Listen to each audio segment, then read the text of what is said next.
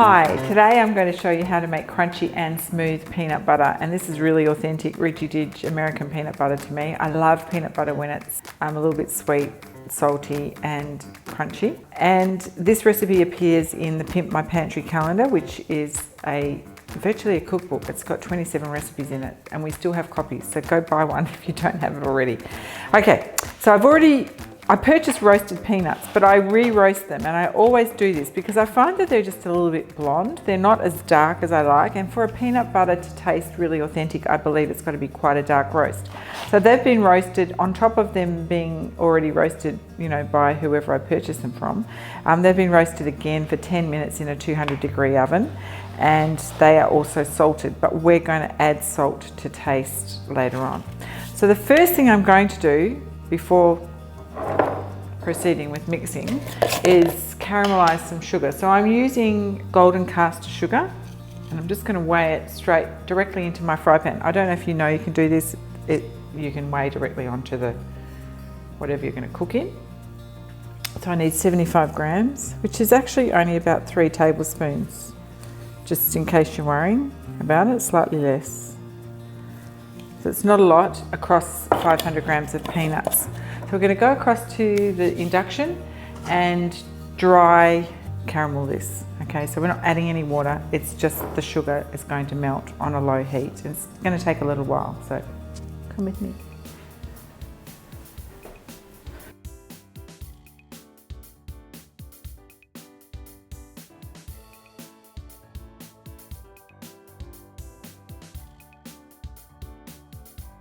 Okay, so you can see that's a beautiful amber colour now, and you just pour it straight onto a Silpat mat. I have these in my store. If you don't have one, you kind of need one in my kitchen, you need one. If you're doing insider stuff, you need one of these bread mats, they're fantastic.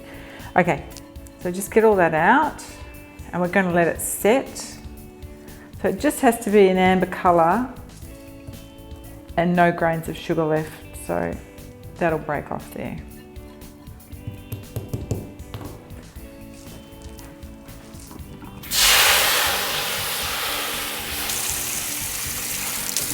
It's super hot.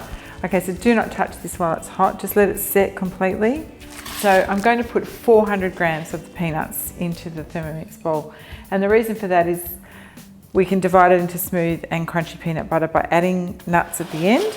So we're going to go the 400 to start with.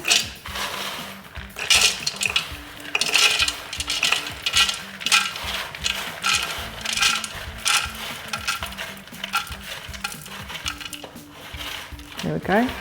And those ones will go in when we've got our smooth peanut butter out. I'm just going to let this, so you can see that's set already. So now we want that in there too, in with the peanuts. I need to get that off my spatula.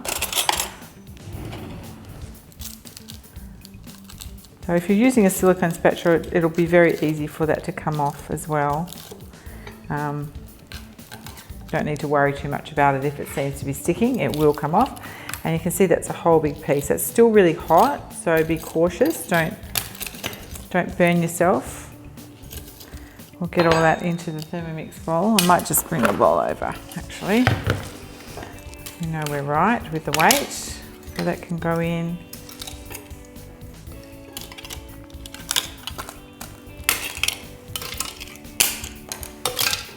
And it doesn't matter if it's hot because this will help the oils release from the nuts, which is you do need that a little bit. So if you've got really old peanuts, they may not be as oily as the fresher one, but you can address that with oil if you need to, if it's not coming together properly. But I think mostly peanuts are pretty oily, you should be fine. Okay, so let's do our blending. So I think we're going for a few minutes here. 30 seconds speed 8, and then we're going to scrape down. So let's see where we get to at that point. I'm going to show you that. So It's begun, but it's still not really a spreadable peanut butter paste that you would hope for. It's still a little bit separate, so we're gonna taste great. We're gonna go again for a little bit longer. 30 seconds, speed 7. It's technical why I turned it down to speed 7. I don't know, up to 7. I think it's so it doesn't spread it up the sides of the lid of the bowl so much. Now we have peanut paste, so you can see that there. That's spreadable. And this is your smooth peanut butter here. Now I just tasted that and it's a little bit sweet to me. It's got that grittiness from the sugar, which I like, the praline, but it does need salt. So I'm going to add in a bit more salt, just a pinch at a time. Don't go crazy. And I'll just blend that through, and then we'll save some smooth peanut butter, and then we'll make our crunchy. Actually, I only want crunchy. We'll just make crunchy.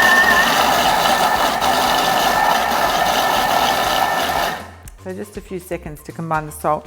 Now I'm going to add in the rest of the peanuts, and they will not break down as well because we've already got this. So this will prevent them from chopping too much. So, yum.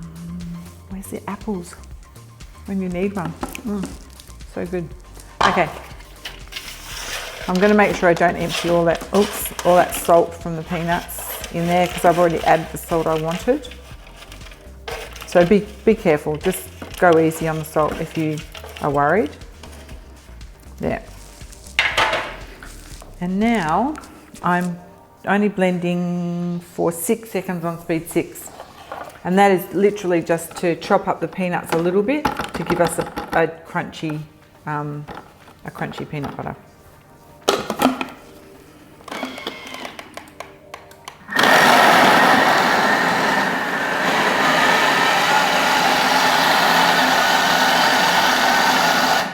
Done. Peanut butter. Bananas, apples, toast, sandwiches, cookies. We're about to make some cookies with this. So here we go, kids. Don't say I never give you anything. How good is that? 3 ingredients. And you know what? If you really wanted to, you could leave the sugar out. But to me, it doesn't taste like peanut butter unless it's got a little bit of sugar in there. Sorry, it's just how I am. Yum. Enjoy.